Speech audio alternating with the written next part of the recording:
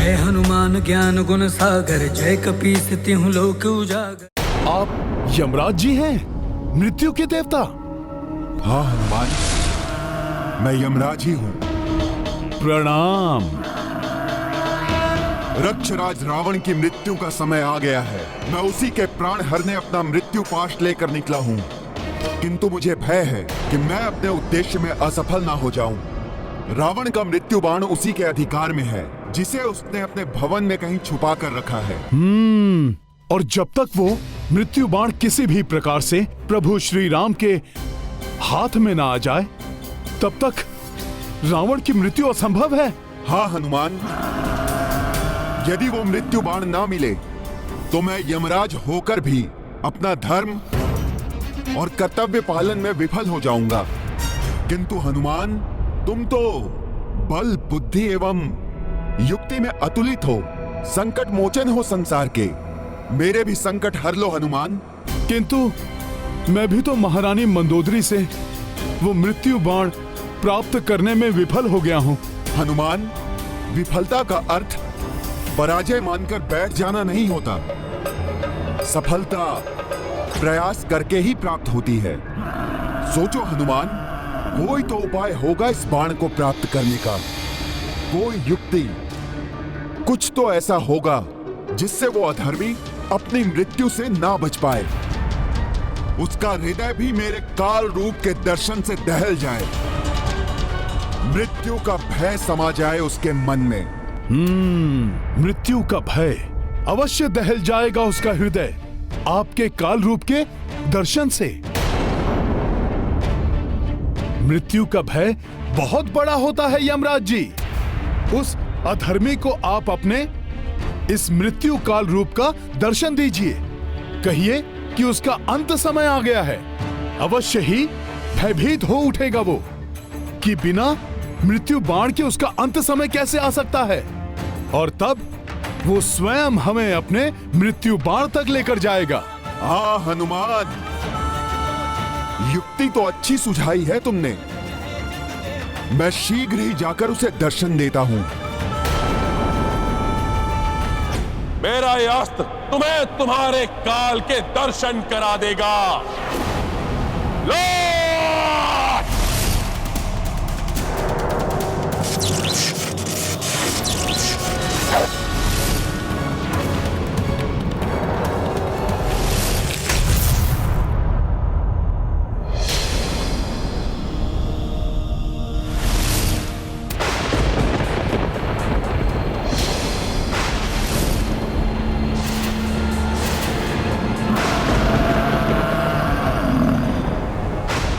अकस्मात ही क्या होने लगा।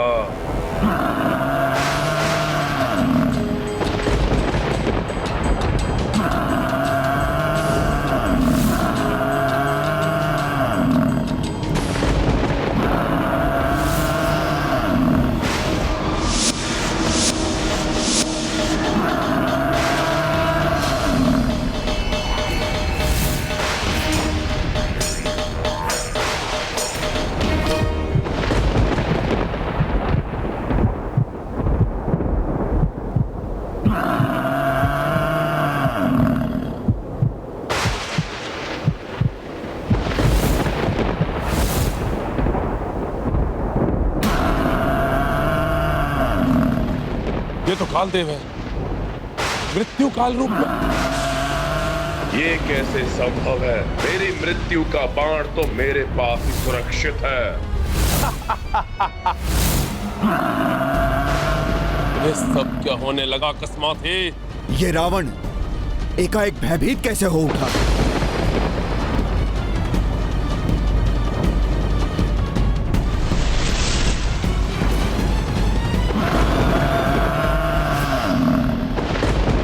यमराज, तुम मुझे स्पर्श भी नहीं कर सकते, क्योंकि मेरी मृत्यु का बाण मेरे पास ही सुरक्षित है।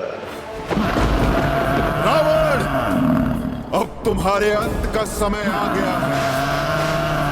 अब तुम्हें मृत्यु के मुख में जाने से कोई नहीं बचा सकता। नहीं, असंभव है ये कैसे हो सकता?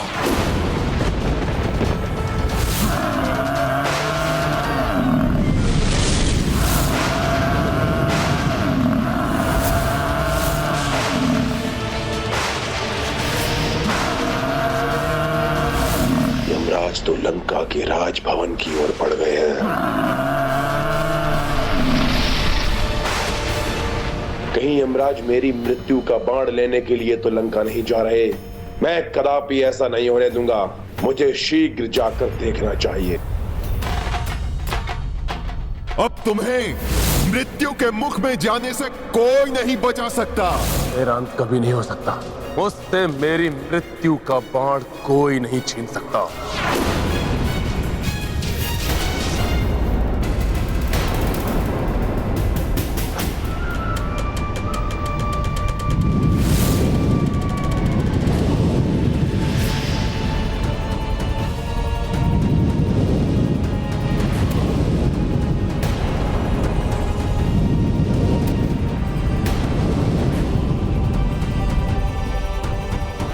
भले ही रावण बारंबार जीवित होता रहे, किंतु मेरे प्रहार नहीं रुकेंगे।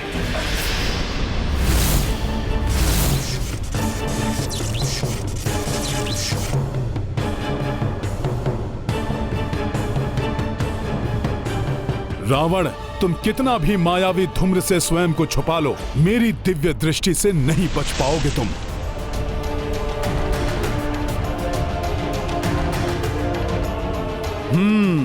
तो इस धूम्र के पीछे छुपकर ये राक्षस अपनी माया से दो रूप बना रहा है, जिससे कि एक रूप यहां युद्ध करता रहे और दूसरा रूप मृत्यु बाण तक जा सके। तो मेरी युक्ति में तुम फंस ही गए रावण। तुम स्वयं मुझे उस मृत्यु के बाण तक लेकर जाओगे। रावण के इन दोनों रूपों में भेद करना कठिन है कि कौन वास्तविक रावण है एवं कौन मायावी रावण।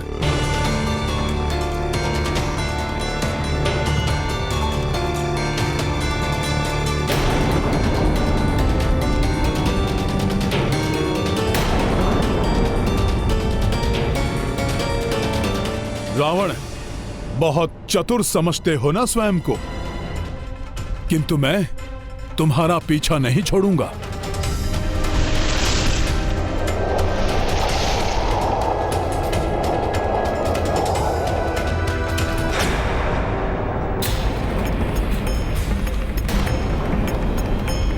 कुछ समझ में नहीं आ रहा है कि ये हो क्या रहा है।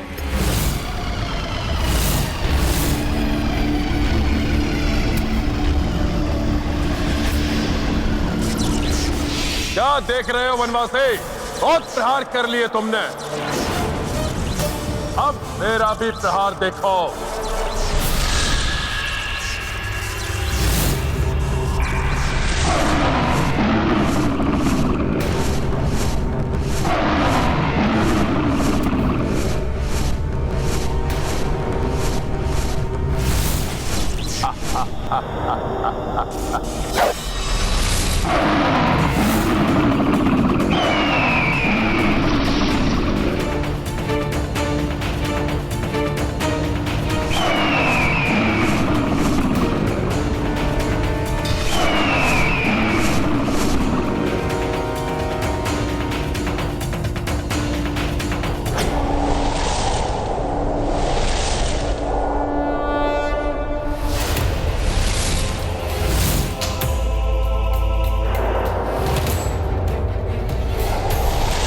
रावण, तुम जहां भी जाओगे तुम्हारे पीछे आऊंगा मैं। हनुमान के बुद्धि बल का ही परिणाम है ये, जो रावण स्वयं मृत्यु बाण तक पहुंचाने का मार्ग प्रशस्त कर रहा है।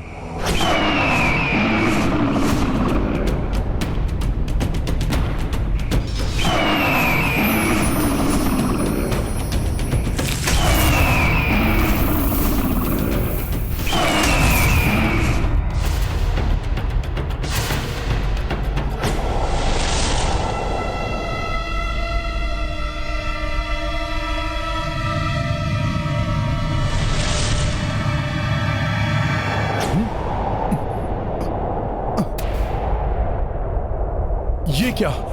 रावण अकस्मात ही कहां लुप्त हो गया? अब मृत्यु बाण के इतने निकट आकर भी कहीं सारा किया हुआ व्यर्थ ना हो जाए। नहीं, ऐसा नहीं हो सकता। रावण को मुझे शीघ्र ही ढूंढना होगा।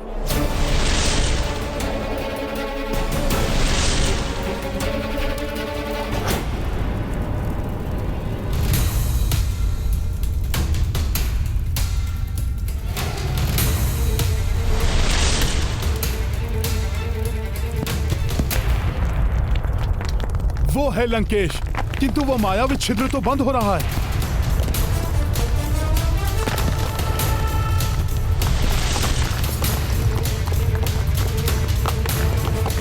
उस छिद्र के बंद होने के पूर्व ही मुझे उसके पार जाना होगा। लाए प्रयोग कपि चतुराई, जामह लंकेशा उलझाई। मृत्यु बाण प्राप्ति के लाए, अंजनी नंदन युक्ति लगाए। रावण मार्ग स्वयं की प्रशस्ता, हनुमत आगे कोसि विवशता। बजरंगी जब बुद्धि लड़ाई, दुर्गम काज सुगम हो भाई। रावण, तुम हनुमान को अपने मृत्यु बाण तक ले ही आए। मेरे मृत्यु बाण तक मेरे अतिरिक्त कोई अन्य पहुंच ही नहीं सकता। यही होगा मेरा मृत्यु बाण।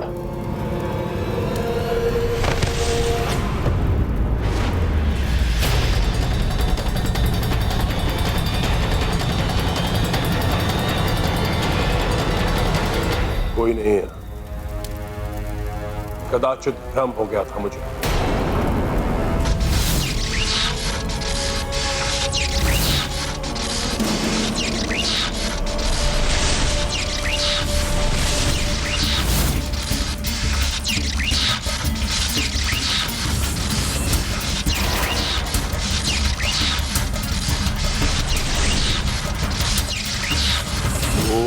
ओम जूम सहा, ओम जूम जूम।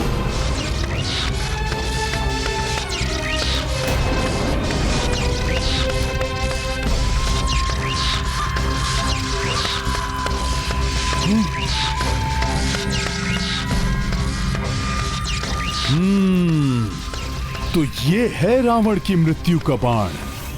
मैं जानता था मेरे इस मायावी गुप्त स्थान से इसे कोई नहीं ले जा सकता। पूर्णतः ठीक स्थिति में है ये।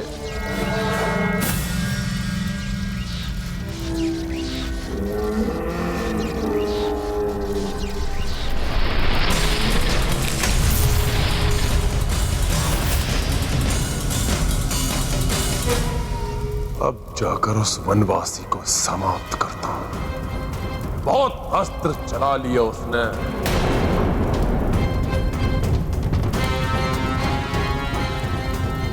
अब रावण के अस्त्र चलेंगे।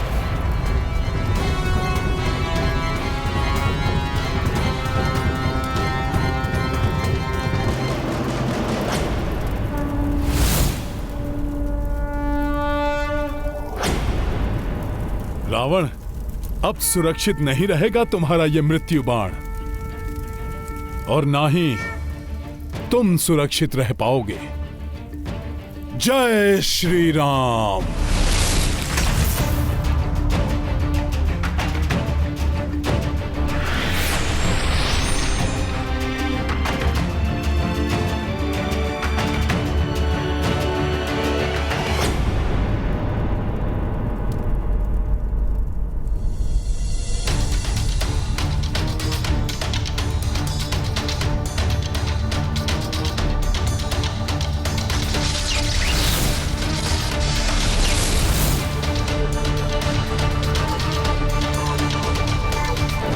ओम होम जूम सह, ओम होम जूम सह, ओम होम जूम सह।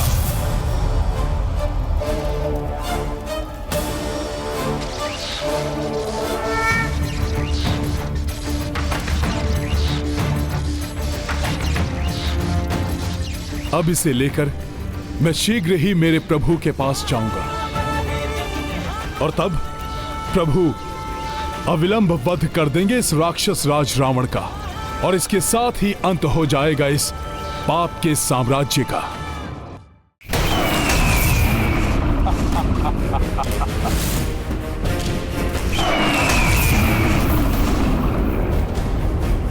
रावण का ये मायावी पशु बड़ा ही भयंकर प्रतीत हो रहा है। किंतु विजय प्रभु के अस्त्र से निर्मित पशु की ही होगी, क्योंकि अधर्म कितना भी भयानक और बलशाली क्यों न हो, विजय सदैव धर्म की ही होती है।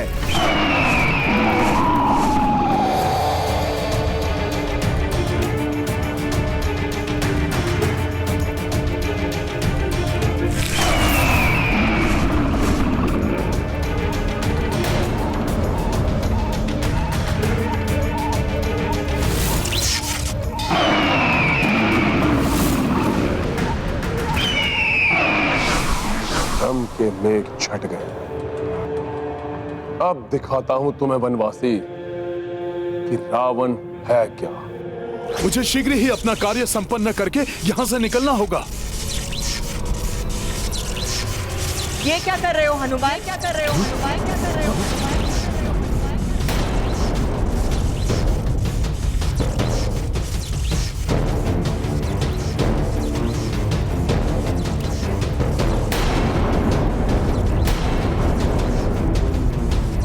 तो अब तुम छल का भी आश्रय लेने लगे हनुमान।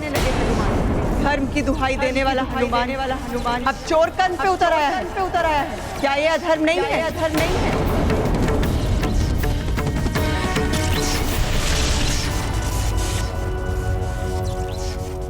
क्या सोच रहे हो हनुमान?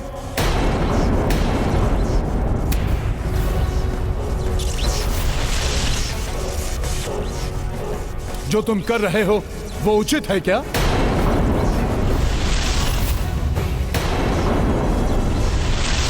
क्या अधर्म से प्राप्त किए गए इस बाण को तुम्हारे मर्यादा पुरुषोत्तम प्रभु स्वीकार कर लेंगे? नहीं, प्रभु इसे कदापि स्वीकार नहीं करेंगे। हनुमान को ऐसा कार्य शोभा नहीं देता, अपराध है ये। मैं ये क्या करने जा रहा था? धर्म की रक्षा के लिए अधर्म का आश्रय? उचित तो यही होगा तुम्हारे लिए हनुमान, ये अधर्म मत करो, लौट जाओ यहाँ से। अधर्म तो रावण ने किया है देवी। इस मृत्यु बाण को यमराज से छीनकर मैं तो न्याय कर रहा हूं। विधाता ने जो भाग्य में लिखा है उसे कोई भी परिवर्तित नहीं कर सकता। मैं भले ही चौर कर्म कर रहा हूं, किंतु ये धर्म की रक्षा के लिए है।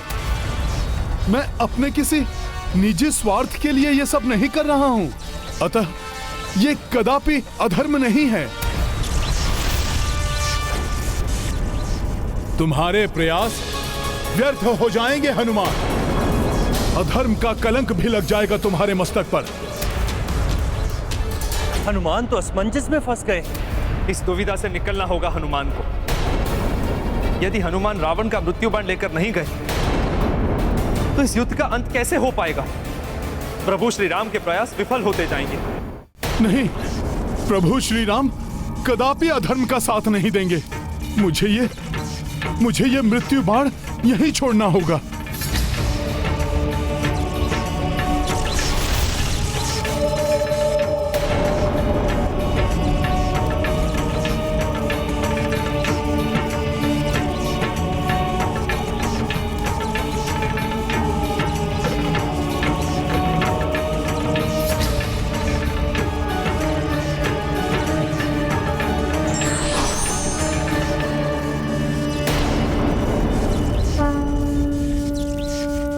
यमराज जी, आपके इस निर्मल धर्मराज रूप के दर्शन पाकर मैं धन्य हो गया।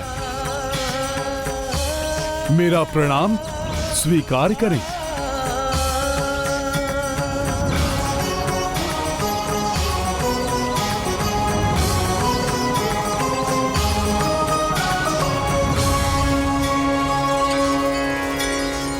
हनुमान, धर्म अधर्म की दुविधा में पड़ गए हो। हाँ धर्मराज जी। ये अधर्म नहीं है हनुमान, अपितु तुम तो इस बाण को उसके उचित स्थान पर पहुंचाकर धर्म संगत कार्य कर रहे हो। किंतु है तो ये चौर कर्म ही ना, इसे मेरे प्रभु कदापि स्वीकार नहीं करेंगे। हनुमान, धर्म की रक्षा के लिए आवश्यक है, इसीलिए तुम्हें इस बाण को प्रभु के संज्ञान में आए बिना ही उनके तुनीर में रखना होगा। इस प्रकार जैसे ही रावण के जीवन की अंतिम घड़ी आएगी, उसका मृत्यु बाण प्रभु के हाथ में आ जाएगा। किंतु ये तो पूर्णतया धर्म के विरुद्ध होगा, प्रभु के साथ छल होगा ये। नहीं हनुमान, कोई छल नहीं, कोई धर्म के विरुद्ध कृत्य नहीं होगा ये। मैं धर्मराज तुम्हें अधर्म का कार्य करने को कैसे कह सकता हूं भला? हनुमान, अधर्म तो तब होगा जब रावण का मृत्यु काल आने पर भी प्रभु श्री राम के हाथों उसे मृत्यु प्राप्त नहीं हो पाएगी। किंतु धर्मराज जी, कभी कभी बड़े उद्देश्य को पूर्ण करने के लिए छोटी छोटी भूलों की अपेक्षा करनी पड़ती है। यमराज जी का कथन सत्य है, किंतु मेरे प्रभु श्री राम के लिए तो ये सर्वथा अनुचित और अधर्म ही है। क्या उनके बिना संज्ञान के ये कार्य करना अनुचित नहीं होगा? व्यक्ति को कोई भी कार्य करने से पूर्व उसके प्रत्येक पक्ष पर अवश्य विचार करना चाहिए।